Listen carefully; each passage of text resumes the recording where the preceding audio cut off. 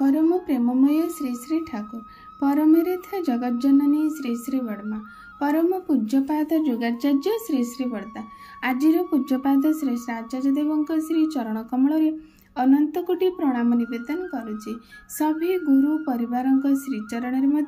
अनंत कोटि प्रणाम निवेदन करुछि। मोर वीडियो देखुथिबा प्रत्येक गुरु भाई और माँ मानू और मोर प्रत्येक श्रोता बंधु मानू मोर अंतर आनंदित जय गुरु श्रद्धा भक्ति भल पाइबा सबुदिन परि आज यही शुभ दिन में आउ एक सुंदर विषय श्री श्री ठाकुर आलोचना रखा जहाँकि आम मान अत्यंत प्रेरणामय हो।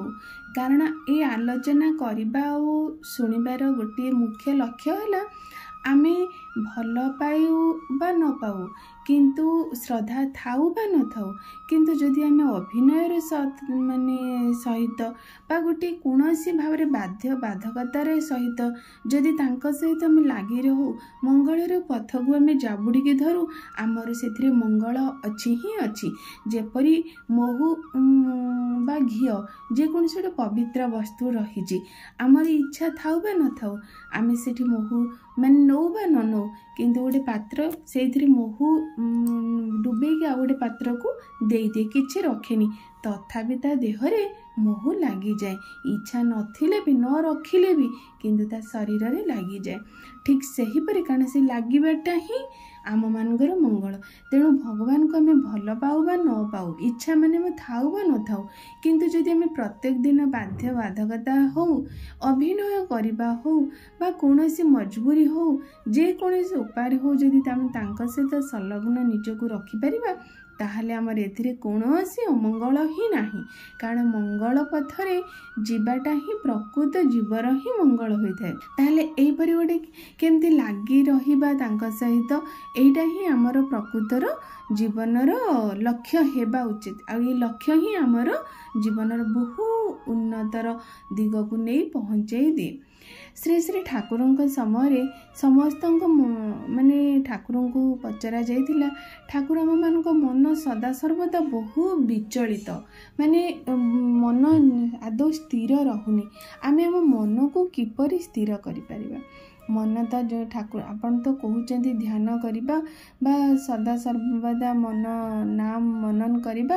ताहले आम मन तो ये चंद्या खाली व्यस्त विव्रत रहुची आम किपरि भाबरे ताकू चंचल मन को किपरि स्थिर करि परिबा सेटा श्री श्री ठाकुर को पचारुचंदी। श्री श्री ठाकुर कहले अरे तापाई केवल दरकार इष्टनिष्ठा आउ नाम जप इष्टक चरण रे तमे दीक्षित होई तांको ठारे सुकेन्द्रिक होई जदि चाली पारिबो ताहेले तम मन धीरे धीरे साम्य भाव आनिबो नहेले किंतु हेबो नाही। तापरे जदि मनटी आमर से चंचल मन रे आम कौन भगवान को डाकी परिबा से भाई ठाकुर को पचारुचंदी ठाकुर कहले तांको नामटा नेबा ही भल मन चंचल हेउ बा अचंचल हेउ जप करबा समय कौनसी विशेष स्थान रे मन निबिध करबा को हुए जाए कि तांको से प्रश्न पचारुचंदी। श्री श्री ठाकुर कहले से तो चला बुला करे जेतबेले जहा करे इष्ट चिंता सहित नाम करिले भल हुए आउ जेतबेले मंत्र साधन करबा को बसे सेतबेले आज्ञा चक्र रे इष्ट चिंता आउ मने मने नाम जप करबा को हुए आउ समस्त चिंता गुडी को इष्ट माने इष्टार्थ परायण करी तोलिबा को हबो तापरे जाई तुम मन को तुमको माने कंट्रोल करी आस्ते आस्ते आसीबो आमे चाहू बा न चाहू आमे सुनिबा को भल पाऊ बा न पाऊ किंतु आमे ताहा करबा को पड़िबो सेटा किपरि भाव रे हबो गोटे सुंदर कहानी माध्यम रे मु आपन मान को कहूची थरे गोटे बिलरे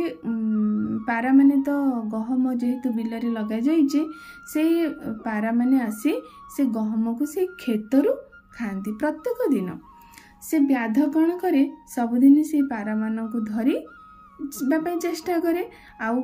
किछि दिन माने कौ दिन गोटे पारा धरी पारे कौ दिन धरी पारे एमती तार विभिन्न किंतु चेष्टा थाए सकाळ राति पर्यंत कौ दिन भी निराश रे ताको फेरिबा को पड़े एभली भावरे तार प्रत्येक दिन कार्य से दिने देखिला से बिलर गोटे प्रांतरे जड़े साधु सन्यासी बसिचंती ଜଟାଧାରୀ ସନ୍ନ୍ୟାସୀ ଧ୍ୟାନମଗ୍ନ ଅବସ୍ଥାରେ ସେ ଅଛନ୍ତି, କିନ୍ତୁ ତାଙ୍କ ଜଟା ଉପରେ, ତାଙ୍କ ହାତରେ, ତାଙ୍କ ମୁଣ୍ଡରେ, ତାଙ୍କ ଚତୁଃପାର୍ଶ୍ୱରେ ବହୁ ସଂଖ୍ୟକ ପାରାମାନେ ବସି ଖୁବ୍ ଆନନ୍ଦ ଉପଭୋଗରେ ଖେଳୁଛନ୍ତି। ଏ ବ୍ୟାଧଟିର ନଜର ଯେତେବେଳେ ସେ ସନ୍ନ୍ୟାସୀଙ୍କ ଉପରେ ପଡ଼ିଲା, ସେ ଖୁବ୍ ଆନନ୍ଦିତ ହେଲା। କହିଲା, ଆରେ ମୁଁ ଚେଷ୍ଟା କରୁଛି ଦିନଭରି ଏତେ କାଇଦା ମାନେ କରୁଛି, ଏତେ ମାନେ ବିଭିନ୍ନ ପ୍ରକାର ଚେଷ୍ଟା କରିବା ସତ୍ତ୍ୱେ ମୁଁ ଗୋଟିଏ ବି ପାରା ଧରିବା ମୋ ପାଖେ ସମ୍ଭବପର ହେଉନି, ଜାଲ ବିଛେଇ ମଧ୍ୟ, କିନ୍ତୁ ୟାଙ୍କ ପାଖରେ କିଛି ନାହିଁ, ନିର୍ବିକାର ଭାବରେ ବସିଛନ୍ତି, ଆଙ୍କ ଚତୁଃପାର୍ଶ୍ୱରେ ଏତେ ପାରା ବସିଛନ୍ତି,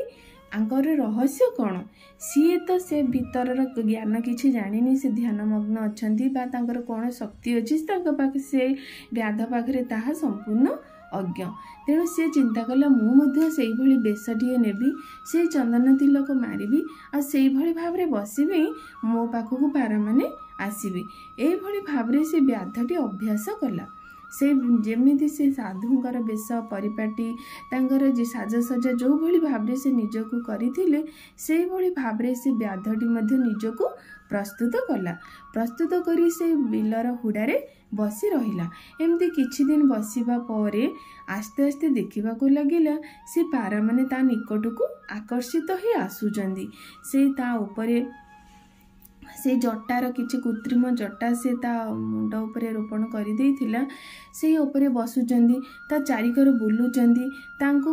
ଶ୍ରଦ୍ଧାରେ ଖୁମ୍ପୁଛନ୍ତି। ଏଇଭଳି ଭାବରେ ସେ ବ୍ୟାଧଟି ନିଜକୁ ମାନେ ସେଇ ରୂପରେ ନିଜକୁ ଦେଖିପାରିଲା। ଯେତେବେଳେ ଦେଖିଲା, ତାର ଗୋଟେ ସେ ପାରାମାନଙ୍କ ସହିତ ତାର ଗୋଟେ ଭଲ ପାଇବା ପଳେଇ ଆସିଲା। ସେ ଯେତେବେଳେ ଦେଖିଲା ପାରାମାନେ ତା ପାଖରେ ବସୁଛନ୍ତି, ଗୋଟେ ଭଲ ପାଇବାର ସ୍ପର୍ଶ ତାକୁ ଦେଉଛନ୍ତି, ଯେମିତି ଗୋଟେ ମିତ୍ର ସହିତ ମିତ୍ର ବା ଗୋଟେ ଦୁଇଟି ଆତ୍ମୀୟତା ଜୀବଙ୍କର ଯାହା ବି ସଂଗଠିତ ହୁଏ, ମାନେ ଗୋଟେ ଆତ୍ମୀୟ ଭାବ, ଶ୍ରଦ୍ଧା ଭାବ, ଭଲ ପାଇବା ଭାବ, ସେଇ ଭାବଟିରେ ସେ ବ୍ୟାଧଟି ଅଭିନୟ କରୁ କରୁ ସେ ସେଇଥିରେ ନିମଗ୍ନ ହୋଇଗଲା। ଆଉ କିନ୍ତୁ ସେ ଯେତେ ଚେଷ୍ଟା କଲା ପାରାମାନଙ୍କୁ ଧରି ମାରିବା ପାଇଁ ତା ହାତ ଗଲା ନାହିଁ। କହିଲେ କି ସୁନ୍ଦର, ମାନେ ଈଶ୍ୱରଙ୍କର କେତେ ସୁନ୍ଦର ସୃଷ୍ଟି। ସେ ଏତେ ଭଲ ପାଇବା ଦୃଷ୍ଟିରେ ତାଙ୍କୁ କେବେ ଦେଖିନଥିଲା ନା, ତେଣୁ ସେ ଏତେ ନିକଟତର ଭାବରେ ତାକୁ ଏତେ ବିଶ୍ୱାସରେ ଆସି ସେମାନେ ବସୁଛନ୍ତି, ସିଏ ଆଉ ତାଙ୍କ ବିଶ୍ୱାସରେ ବିଷ ଦେବା ପାଇଁ ଚାହିଁଲା ନାହିଁ। କାହିଁକି ନା ମାନେ ତା ଭିତରେ ଗୋଟେ ତାଙ୍କ ପ୍ରତି ଭଲ ପାଇବା ଚାଲି ଆସିଲା। ଏଇ ଭଲ ପାଇବା ମାଧ୍ୟମରେ ବାଧ୍ୟ ଭାବରେ ସେ ବସିଥିଲା ତାଙ୍କୁ ମାରିବା ପାଇଁ, କିନ୍ତୁ ଦେଖନ୍ତୁ ସେଇଟା ଅଭିନୟ କରୁ, ଯେହେତୁ ସେ ସାଧୁର ଅଭିନୟ କରୁଥିଲେ, ସେ ସାଧୁର ଅଭିନୟ କରୁ କରୁ ସେ ପ୍ରକୃତ ଜଣେ ସାଧୁ ହିଁ ବନିଗଲେ। ସେ ବ୍ୟାଧ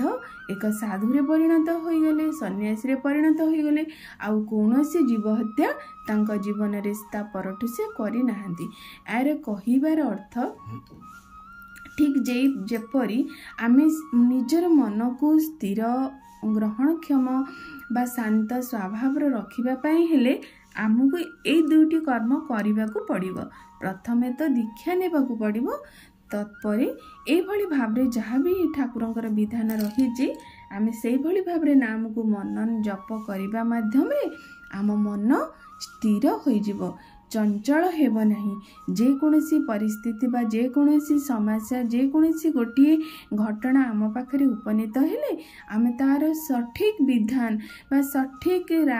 ଗୋଟେ ରାସ୍ତା ଆମେ ମାନେ ନିଜେ ଦେଖିପାରିବା, ଆଉ ଅନ୍ୟକୁ ଦେଖେଇ ପାରିବା। ସବୁରି ମୂଳରେ ତ ମନ। ମଣିଷ ଏଇ ମନଟା ପାଇଁ ତ ଜୀବନ ଏଇ ସଂସାରରେ ରହୁଛି ନା, ଅର୍ଥାତ୍ ମାନେ ତାର ମନ ଆଜି ଦୁଃଖ ପାଉଛି, ମନ ସୁଖ ପାଉଛି, ମନ ଦ୍ୱାରା ଆନନ୍ଦ ପାଉଛି, ମନ ଦ୍ୱାରା ବିଷାଦ, ମନ ହିଁ ତାର ସବୁକିଛି ହେଉଛି। ଯଦି ସେ ମନଟାକୁ ସେ ଧରିଦିଏ ବା ମନଟାକୁ କଣ୍ଟ୍ରୋଲ କରିଦିଏ, ତାହେଲେ ଦୁଃଖ ସୁଖ, ଆନନ୍ଦ ନିରାନନ୍ଦ, ବିଷାଦ ତା ପାଖରେ କିଛି ହିଁ ନାହିଁ। ସବୁ ପରିସ୍ଥିତିରେ ତାକୁ ନିଜକୁ ମାନେ ଠିକ୍ ଭାବରେ ସେ ନିଜେ ରଖିପାରିବ। ସେଇଥିପାଇଁ ଶ୍ରୀ ଶ୍ରୀ ଠାକୁର ପ୍ରଥମତଃ କହିଛନ୍ତି, ମନ୍ତ୍ରକୁ ତୁମେ ମନକୁ କଣ୍ଟ୍ରୋଲ କର। ସେ ମନକୁ କଣ୍ଟ୍ରୋଲ କରିବା ପାଇଁ ହେଲେ ଆଗେ ତାକୁ जमती गोटे कौन करिबा जदि आमे गोटे पिला को आमे नौचे आमे गोटे पिला को बहुत सारा दुष्ट होची आमे गोटे सार को पाखु को जाई कहूचे जे मो पिला टिके आपण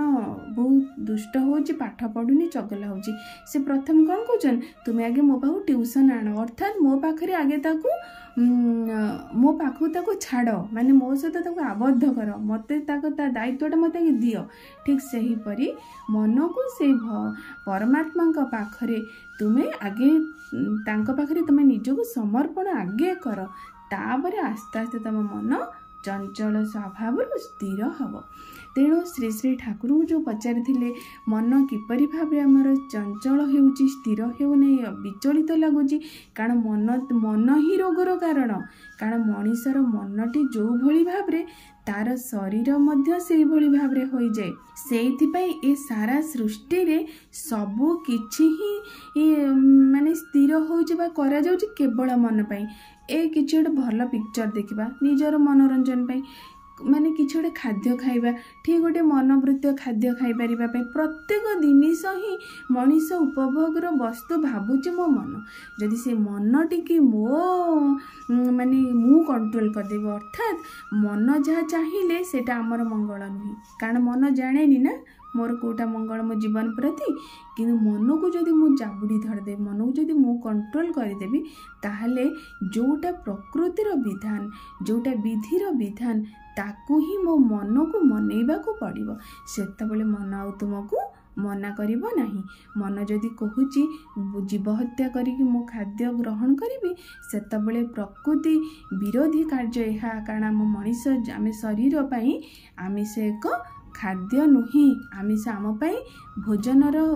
वस्तु नुहे सेतबेले आमे से मन को बुझाई पुणी मन को आम आयत्रे रखिपार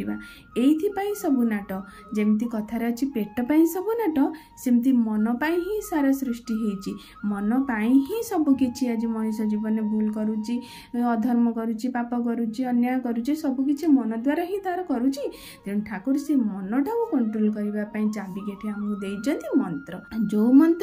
कौ मंत्र मन को त्राण कर दे पारिबो गुरु मंत्र मंत्र मूले गुरुर मंत्र आमर वेदरे रही